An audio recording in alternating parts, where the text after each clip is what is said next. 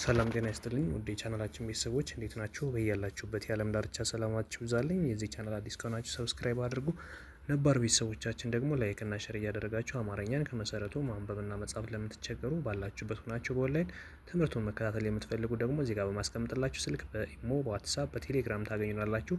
በሳምንት 5 ቀን ከሰኞ እስከ አርብ እያስተማርን ነው የምንገኘው። እናንተም ባላችሁበት ሆናችሁ ትምህርቱን ለመከታተል መጀመሪያ ላይ እንደጠቀስኩላችሁ እዚህ ጋር በማስቀምጥላችሁ ስልክ መደወል ማንበብና መጻፍ ትችላላችሁ ማለት ነው። ዛሬ የምናያቸው ደግሞ አጠር ያሉ አረፍተ ነገሮችና በውስጣቸው ብዙ ጭብጥ ትምህርትን ማስተላለፍ የሚችሉ አረፍተ ነገሮች እናያለን። አረፍተ ነገር ማለት ምን ማለት ነው? እንዴት ስናነባለን፣ እንዴት ስንጽፋለን የሚሉትንም በደንብ አብራራላችኋለሁ። እስከ መጨረሻው አብራችሁ ይቆዩ። አለማንበብ አለመጻፍ በሰዎች ላይ ብዙ ተጽዕኖ ያሳድራልና ምናልባትም ከዚህ ተጽዕኖ መካከል በእናንተ ላይ የደረሱ ነገሮች ሊኖሩ ስለሚችሉ ከነዛ ተጽዕኖዎች ለመውጣትና በአዲስ ምዕራፍ፣ በአዲስ መንገድ፣ በአዲስ ቋንቋ ለመራመድ ሁላችሁም ቻናላችን መርጣችሁ ስለምትከታተሉ ከልብ እናመሰግናለን። ስለዚህ አንድ ሰው አለማንበብ አለመጻፍ ምን ያህል ተጽዕኖ ሊደርስበት ይችላል? በሰዎች ይገፋል፣ የበታችነት ስሜት ይሰማዋል፣ ሰው ከጎኑ እንደሌለ ይሰማዋል። በጣም ብዙ አይነት ነገሮችን አሳልፎ ይሆናል። በተለይ አለማንበብ አለመጻፍ በትዳራችሁ ላይ የሚያመጣው ተጽዕኖ፣ በጓደኞቻችሁ ላይ እንዲሁም በወዳጅ ዘመዶቻችሁ ላይ የሚመጣባችሁን ተጽዕኖ ሁሉ ከባድ ስለሚያደርገው እናንተ በዛሬው እድሜያችሁ በወጣትነታችሁ ወይም ደግሞ 40፣ 30 እና ከዛም በላይ ሆናችሁ ጎልማሶች የምትሆኑ ማንበብና መጻፍ ግዴታ ነው። አለማንበብ አለመጻፍ ወንጀል ነው። ወደ ዋናው ትምህርታችን ስንሄድ በመጀመሪያ የምናገኘው በመከራ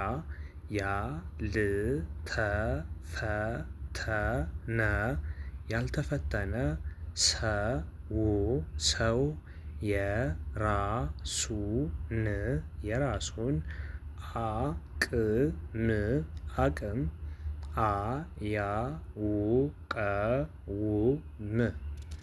በመከራ ያልተፈተነ ሰው የራሱን አቅም አያውቀው። እውነት ነው። ምናልባት ፈተና ያልደረሰባችሁ ውጣ ውረድ ያላሳለፋችሁ ሰዎች ካላችሁ እናንተ አቅማችሁ ምን ያህል ነው ተብላችሁ ትጠየቁ የምትሰጡት መልስ አይኖርም። ስለዚህ አንዳንድ ሰው በብዙ መከራ ተፈትኖ አቅሙን ለክቶታል። ከልጅነቱ ጀምሮ ውጣ ውረዶችን አሳልፏል። ስለዚህ በመከራ መፈተናችን ለነገ ጥንካሬያችንና ዛሬ ለምንኖረው ህይወት ሁሉ ዋነኛ መሰረት ነው። መከራን አትፍሩ፣ መፈተንን አትፍሩ። ውድቀት የስኬት አንዱ አካል ነው። ነገር ግን በውድቀት መካከል የምንይዛቸው ህይወትን ሊለውጡ የሚችሉ የውድቀት መሰረቶችም አሉ። ስለዚህ ውድቀትን መፍራት የለብንም፣ አለመነሳትን እንጂ።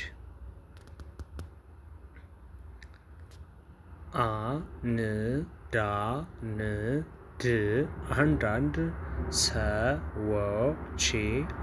ሰዎች የሚጠሉህ ትንሽ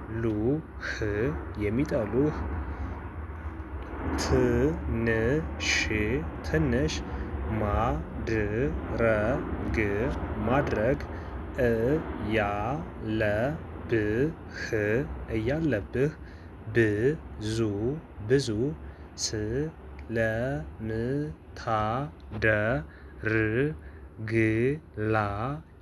እያለብህ ብዙ ስለምታደርግላቸው ነው። አንዳንድ ሰዎች የሚጠሉህ ትንሽ ማድረግ እያለብህ ብዙ ስለምታደርግላቸው ነው። ምናልባት የማይገባው ሰው በህይወቱ በጣም ብዙ ህይወቱን ሊቀይር የሚችል ነገር አድርገህለት ያን ነገር መጠቀም ካልቻለ ይጠላሃል። አዎ ግልጽ ነው። ምናልባት ደርሶባችሁ የሚያውቁ ሰዎች ካላችሁ ሊደርስባችሁ ይችላል። በጣም ብዙ የደከማችሁለት፣ ብዙ የለፋችሁለት ጓደኛችሁ፣ ቤተሰባችሁ፣ የህይወት አጋራችሁ ሊሆን ይችላል። ብዙ የለፋችሁለት፣ ብዙ የደከማችሁለት፣ ነገር ግን እንደምንም ሳይቆጥራችሁ አንድ ቀን ጥሏችሁ ይሄዳል። የመጀመሪያ ጠላታችሁ ሊሆን የሚችለው ራሱ እሱ ነው። ስለዚህ እያንዳንዱን ለምታከናውኑትና ለምታደርጉት ነገር በመጠን መሆን መቻል አለበት። አንዳንዴ እኮ ሰዎችን ከድህነት እናወጣለን ብለን በገንዘብ ብዛት ወደ መጥፎ ጎዳና እንመራቸዋለን። ሰዎችን ከመጥፎ ቦታ እናወጣለን ብለን እኮ ድጋሚ ወደ መጥፎ ቦታ የምንከትበት የራሳችን የሆነ ምክንያት አለ። ስለዚህ እያንዳንዱን ነገር ምን ማድረግ አለብን? በመጠን ማድረግ መቻል አለብን። ምንድን ነው የሚባለው? 7 ዓመት የኖረ አይነ ስውር አንድ ቀን ማደር አቃተው አይነት ነው የሚሆንብን እና ሁላችንም በምንችለው አቅም ሰውን ስናግዝ በጥቂቱ መሆን መቻል አለበት።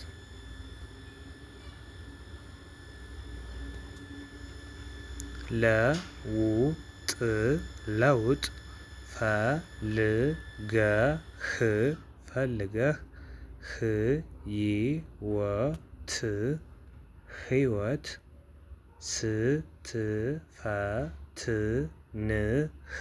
ስትፈትንህ አይግረምህ።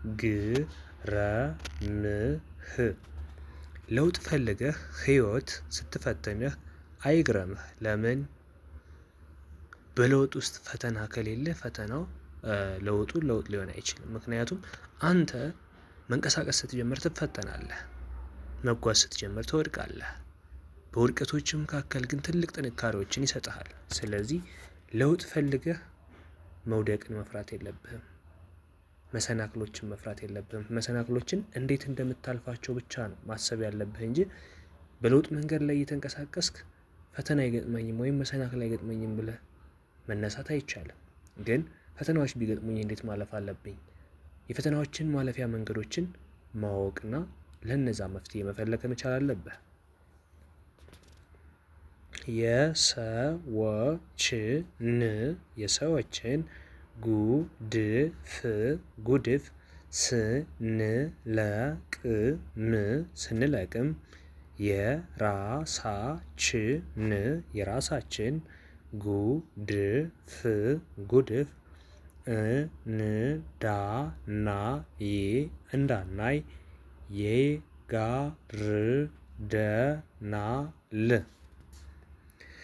የሰዎችን ጉድፍ ስንለቅም የራሳችን ጉድፍ እንዳናይ ይጋርደናል። የሰዎችን ጉድፍ ስንለቅም የራሳችን ጉድፍ እንዳናይ ይጋርደናል። ይህ ማለት ምንድን ነው? አብዛኞቻችን የራሳችን ችግር ሳንመለከት የሰዎችን ችግር እንመለከታለን። አንተ ይሄን አጥፍተሃል፣ አንቺ ይሄን አጥፍተሻል እያልን እንወቅሳለን። የእኛ ጥፋታችን ግን በጉያችን ይዘነው እንዞራለን። ስለዚህ መጀመሪያ የወንድምህን ከዓይኑ ትንሿን ጉድፍ ከማውጣት በፊት የራስህን ጉድፍ ለማውጣት ሞክር። ይህ ማለት እኛ ብዙ በደላችን በጉያችን ይዘን ሰውን በትንሽ በደል ስንኮንን የምንታይ ብዙዎቻችን ነን። ስለዚህ መጀመሪያ ራሳችንን ማየት መቻል አለብን። ራሳችንን መመልከት መቻል አለብን።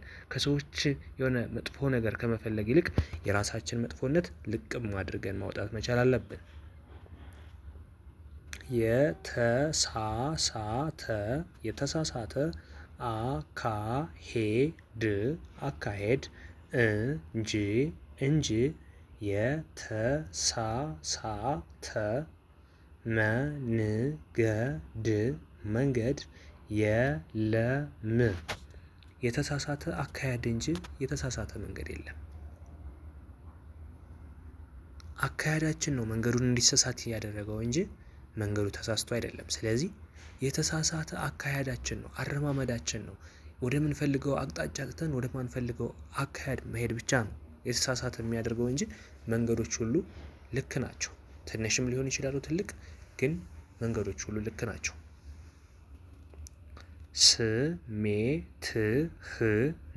ስሜትህን ተቆጣጠረው። የተረጋጋ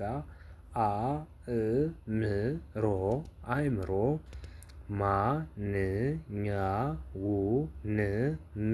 ማንኛውንም ማዕበል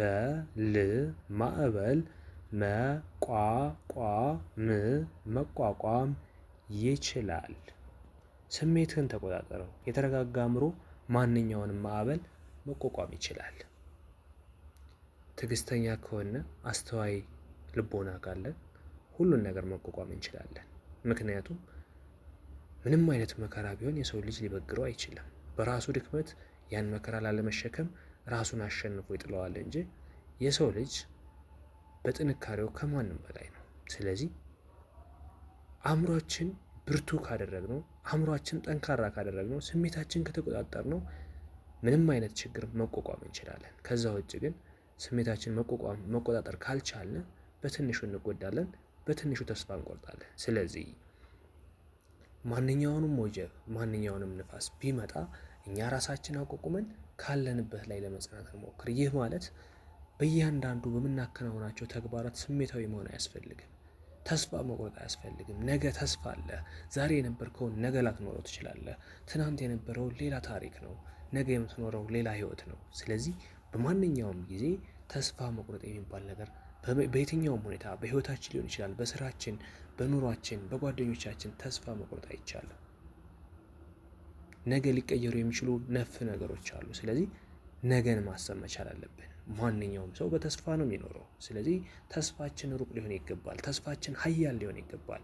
በተስፋ የምንኖራቸው ነገሮች ከዛሬ ነገ ይለወጣል እያልን እንጂ ሁሉም ሰው ተደስቶ አይደለም። ነገር ግን የትናንትናውን ማንነታችን ስናስበው ከትናንትናው ዛሬ ተሽለን ከተገኘነ ነገ ደግሞ ፈጣሪ ከዚህ በላይ እንደሚያመጣ መገመት መቻል አለብን ማለት ነው። ስለዚህ ዛሬ ያየናቸው በጣም አስተማሪ የሆኑ ነገሮች ናቸው። እነዚህም በማስታወሻ በመያዝ በኢሞ፣ በዋትሳፕ፣ በቴሌግራም ላይ እየጻፋችሁ ልትልኩልኝ ትችላላችሁ። እኔም እያረምኩ የምልክላችሁ ነው የሚሆነው። አብራችሁ ስለነበራችሁ ከልብ አመሰግናለሁ። በድጋሚ እዚህ ቻናል አዲስ የሆናችሁ ሰብስክራይብ እያደረጋችሁ እንዲሁም ለጓደኞቻችሁ ሼር እያደረጋችሁ አማርኛን ከመሰረቱ ማንበብና መጻፍ ለሚቸገሩ እንዲሁም ደግሞ ማንበብ እየቻሉ መጻፍ ለሚቸገሩ ቀለል ባለ ሁኔታ በሳምንት 5 ቀን ከሰኞ እስከ ዓርብ እናስተምራችኋለን። አብራችሁን ስለነበራችሁ ከልብ እናመሰግናለን። መልካም ጊዜ ይሁንላችሁ።